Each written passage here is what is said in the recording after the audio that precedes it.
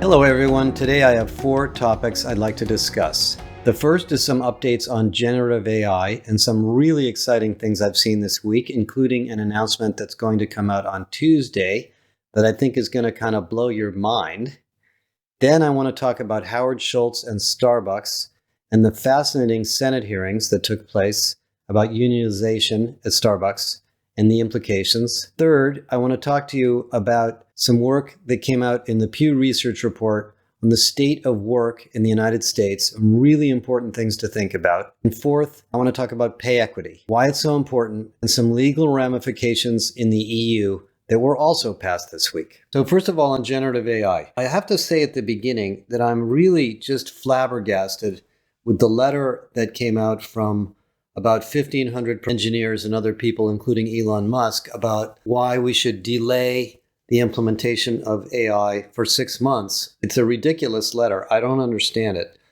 Delaying for 6 months doesn't do anything. These models have been in development for decades. They have to be trained. They will constantly be trained with new data and new information, and the models are not going to stop. They've been developed over many, many years, and they do amazing things.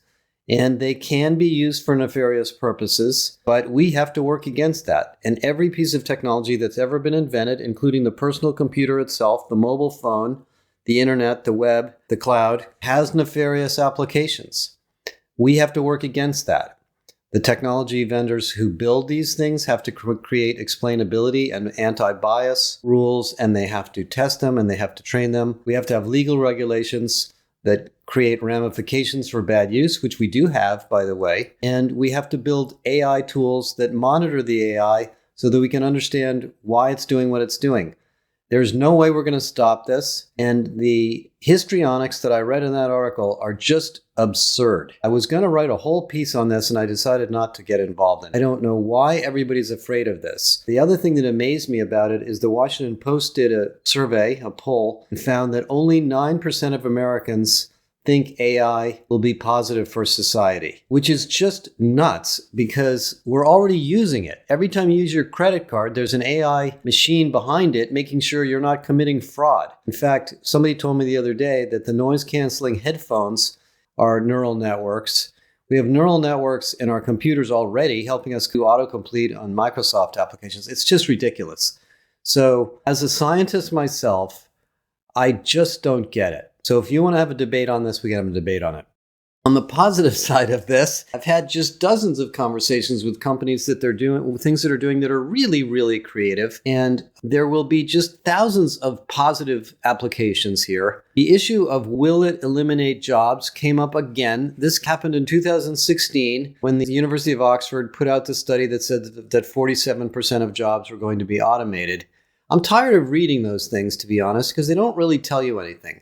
Of course things will be automated. That's the way progress works. Do you want a job collecting the toll at the toll booth when a machine can do it? Nobody wants that job. The things that get automated are things that free people to do higher level work. And because of the progress of business and the way our economy works, whenever we have automation that takes over a quote unquote job or role or task or series of tasks that somebody does at work, we as business people add value on top of that. When Salesforce.com was created, we didn't reduce the number of salespeople at all. We gave salespeople better tools. When Microsoft Office came out, we gave authors and writers better tools to edit their documents. The same thing's going to happen here. Now, that just means that everybody who does white-collar work is going to have to learn how these generative AI systems work. We're going to have to, look at them like Microsoft Excel as an aid, an assistant, a co-pilot, and we will do our jobs better. So these inflammatory articles, including the piece that came out from Goldman Sachs that said that 7% of the jobs in the United States will be eliminated, are just bogus. I mean, I'm sorry, I'm not upset. I've seen this before. For some reason, people like to do PhD theses on analyzing every task of every job in the ONET database and what percentage of them will be automated. I don't know why they bother, because That's progress. That's the way the world has worked since the industrial age, since the age of fire and stone and throwing sticks. So I'm not worried about AI at all. I admit that there will be a lot of bad things that will happen. There will be more cybersecurity issues. People will take over various systems with these tools. There will be a lot of bad stuff that will happen, but that's been going on already. We've had all of these hospitals being ransomwared. I think the AI will mostly be used, and I mean 90 to 95 to 98%, for very, very, very positive things. And if any of you are computer scientists and you want to talk about this, I'm happy to talk about it. But I talk to a lot of engineers working on this stuff, and none of the people I talk to are worried at all. They're just really excited about the potential here. So I'm kind of thinking this is a lot of clickbait from the media industry. But anyway, that was a big day, big week relative to that. And then this morning I got up and I read a piece that says that there's a 5% chance that by the year 2070, the entire population of the world will be wiped out by AI. I mean, come on. So we're going to march ahead, at least I am, and we're going to figure out how to use this stuff. And I'm really glad Microsoft and Google are doing that. Google did, by the way, Sundar Pichai did a nice, very high-level interview in the New York Times this week and basically said, which I believe to be true, that Bard is a small language model. It's not a large language model. So it is going to get a lot better. He put it basically along the lines of, we've got a Honda Civic competing with a bunch of Ferraris. He says, wait till we put the Ferrari out there. So I don't think Google's out of this race at all. And as I've said before, I use Google Photos, for example, which is a miraculous application of AI if you've never tried it. So I think Google's going to unlock some pretty cool stuff probably fairly soon. Okay, so I'm going to be putting out an article on Tuesday about a vendor that I'm really excited about that has developed something very innovative, very useful, and very powerful using GPT in the recruiting space. On the issue of Starbucks, you really should watch Senate hearings with Howard Schultz and Bernie Sanders literally yelling at each other in Congress. The situation is as follows. In the early days of Starbucks essentially pioneered the idea of taking care of hourly workers,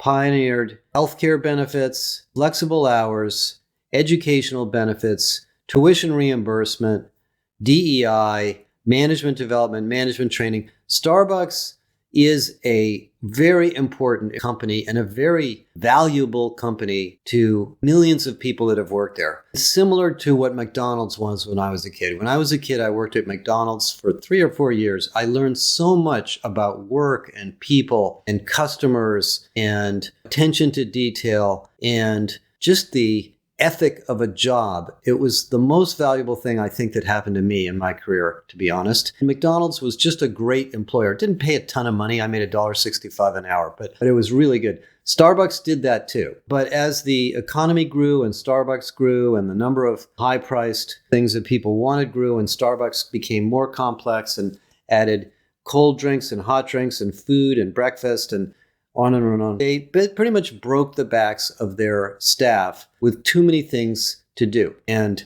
the information that I have, which comes from some of our meetings with Starbucks and as well as some information that was published in the Wall Street Journal, is that in the current Starbucks experience, there are roughly 170,000 permutations of drink that you can order there. So the 3 to 4 to 5 people working behind the counter are being asked to do a lot of things that are complicated and time-consuming, and they're being measured by speed and efficiency, and the quality of work went down. The quality of the labor experience went down for the employees. People are burned out there. So just like everybody else, by the way, their employee experience declined, especially during the pandemic when a lot of people came into Starbucks wearing masks and upset about how their general lives were doing. So they tried to get help. Howard Schultz had left the company or really moved to the board, and they weren't being taken care of. And so they started this union movement, and the union movement has been pretty successful. A lot of the stores are now unionized. So if you listen to the hearing, what you're going to hear is Howard Schultz, who I admire tremendously, fighting in a sense with the senators for the ownership of the relationship with his employees. And what he's worried about is that the union is going to get in the middle of Starbucks' relationship with their staff, because he believes that's a sacrosanct part of their company. which I admire because that is what my book is all about. That's what HR is all about, is having a really valuable relationship with your employees and taking care of them and not getting somebody in the middle of that who you may not be able to influence. Nevertheless, there are laws that prohibit senior executives or anybody else in the company from getting in the middle of labor negotiations and labor meetings, and apparently Starbucks did that. So they're probably in trouble legally. But the story is really not the legal issue to me. The story is, if you're passionate about your employees, you better take care of them because they're important and they have autonomy and power also. And in this case, some very forward-thinking, activist-oriented employees decided they were going to do their own thing and got this all started. And I think that cat's out of the bag for Starbucks, and I think they're going to have to live with it. And my point is that you don't have a lot of forgiveness in your employee base if you treat people poorly. Not only is it a performance issue and a retention issue and employment brand issue, but it's hard to get your employment brand back. And so when I wrote my book and I studied so many companies on this, I realized that being irresistible is a never-ending quest. You have to constantly listen to your employees and you have to constantly think about what you can do to make life better for them so that it will be better for your customers and your business partners, because they are the ones that are delivering it. They are the ones that are building and selling and designing and supporting everything that you do in your company. And I think the Starbucks story is worth thinking about and reading about. We are doing some work with them, and we'll see if we can get some of them to come to our conference. And it leads me to think about Boeing, for example, who's a wonderful company who takes really good care of their people, and they're going back to their basics too. Even GE, I think, lost their way a little bit in this dimension. So it's a constant reminder, which leads me to number 3, which was this Pew Research study that came out on how Americans view their jobs. So there was a very large survey that came out from Pew this week, 6,000 people or so. And it was really kind of disappointing. What they found was that of these various roles that people are white collar, blue collar, nurses, doctors, engineers, scientists, everybody, only about 51% of people really love their jobs, which to me is a sad statement. I mean, there will always be a percentage of people that are in what I call survival jobs. They're doing the job because they just need the money and they don't have time to look for something better. And I think that should probably be 20% of the workforce. It certainly shouldn't be 49%. And what the Pew Research also finds is something that I want to point out that was also in the 2023 Edelman Trust Barometer, which I also really encourage you to read. It's not very hard to read, is that the number one thing, the most positive aspect of work, of employment, of career, is relationship with coworkers. Coworkers, peers, teammates are the most important driver of satisfaction and happiness at work. And actually, when you look at the Pew Research, they are also the most trusted people in employed citizens' lives. People trust their coworkers far more than they trust the CEO. They trust the CEO far more than they trust their political leaders, and they trust the media even less. And by the way, I think this is one of the reasons people are worried about AI, is they really don't trust people in charge. And they're worried that whoever's in charge of AI, by the way, there is nobody in charge of AI, but I think people believe there is some, sort of gigantic entity creating all this stuff. They don't trust them. And so we have to build trust. And the fact that coworkers' relationships are so important reminds me of everything we do in HR. Everything that you do, hiring, staffing, pay equity, diversity, training, career development, impacts the relationships between people and the way people feel about their jobs. Many times I've talked about my conversation with Edgar Schein, that the most important cultural value at work is people helping each other. Well, when you do that, you really improve people's lives at work. Because the other thing that the research showed at the Pew Research, which is something that I firmly believe, is that about 40% of people believe, and I think this number is actually understated, that their entire personal identity revolves around their job or their career. And I would suggest that it's actually higher than that. Ideally, everybody who works for a living, and even if you don't work, even if you take care of kids or you're a teacher and you're working part-time or doing volunteer work, I believe our identities in life are largely formed around the values and the work we do for others, whether that be our company, our boss, our customers, our families, our communities. And that is a career. So if we can create a company or experience where people trust each other and help each other and feel a family-like experience, and I know there's a lot of debates about whether companies are families or not, then we can make work better for people, and we won't end up in the situation of Howard Schultz or high turnover or anything else. And turnover is still a massive issue. We had a long debate about it on Friday at the Big Reset. Most companies are still struggling with turnover, and it's still a very tight labor market.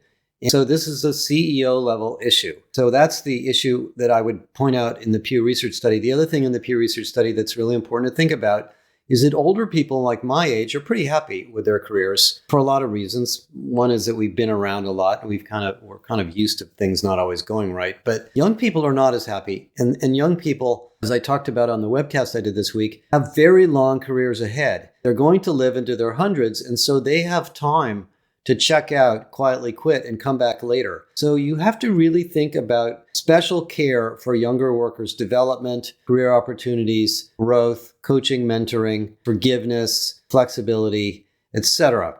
And so I would encourage you to read that. I'll put links into the podcast.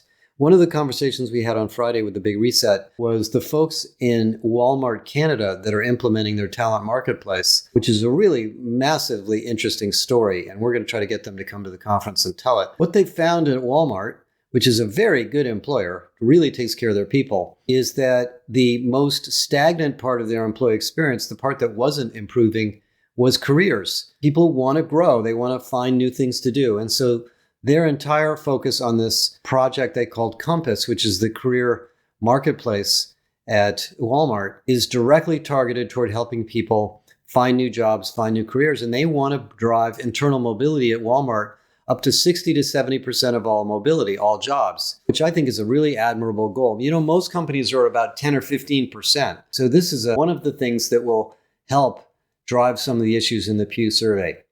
The fourth thing I want to talk about is pay equity. And Kathy Enderis, who a lot of you know, has really pioneered this research on pay equity. It took almost a year to do the research. And what we found, if you read the infographic or get your hands on the actual study, is that only about 5 or 6% of companies really take pay equity seriously. Most people look at it as a project. Oh, let's just figure out where we're off and then fix it and then move on. Pay systems are constantly under attack. And I think a lot of the pay systems in companies are out of whack for historic reasons, because of inflation, because of remote work, because of the pandemic, and because of technological change. There's a whole bunch of small reasons why pay gets out of whack. You're looking for a really rarefied skill, so you pay somebody a ton of money to get them, and all of a sudden you've created inequities. You hire somebody in a low cost of living state, and they make a lot more money than other people in that state, and so you end up with inequities. You have people that think women are not as capable in leadership as men, so the women don't get promoted, so they have pay equities. African Americans are paid less because they may have different educational backgrounds and different work experiences, and there's bias there. Anyway, there's about 15 or 20 reasons why pay equity problems exist. What our research finds, and Kathy's been talking to a lot of you about this, is that this is 13 times more predictive of employee experience problems as level of pay. So you have to look at it as an ongoing investment in systems, infrastructure, to constantly look at ways to keep your pay system fair and equitable and communicate what equitable means, why somebody is making more money, what are the values that we reward in this company, what are the goals, what will allow you to get paid more money in a very transparent way. I'm not saying pay numbers have to be transparent, but the process has to be transparent. And yesterday or this week, the EU voted and approved a pay equity law. I didn't really say when it goes into effect, where every company that does business in the EU is going to have to prove that they don't have gender pay equity problems above 5%, and they're going to have to prove it or they will be fined. So this is not just a good idea anymore or an interesting new practice. This is going to become regulatory law in the EU, and I think the United States will come around to it too. You've seen the pay transparency laws in job postings in a lot of states, so it'll become bigger. And the reason I'm really into it is that Pay equity is part of systemic HR. Pay equity isn't about pay, it's about equity. And equity is about employee experience. And employee experience impacts everything. Leadership, recruiting, how we manage people, the performance management process, all these things are interconnected. So I'm going to keep talking about systemic HR more. We're about to put together some models on this because we've been doing some really interesting interviews on that. But anyway, take a look at our pay equity research, join our membership. We have a pay equity program in the Josh Bersin Academy. And very soon, we're going to be launching a really groundbreaking new program in the JBA on talent mobility and career mobility to deal with all of these issues you're facing on skills taxonomies and talent marketplaces and everything else. And it has lots of incredibly good stories and examples in there. And that is in the JBA for JBA members. You can join the JBA as an individual or part of your corporate membership as well. So lots of things to think about this week. I'm not giving up on AI. I don't think it's going to ruin the world. There's plenty of problems we're dealing with around here, but that's life. We just have to take these things on one at a time and deal with them. A lot more coming this week. Watch the announcement on Tuesday, and I look forward to hearing from you. Have a great week.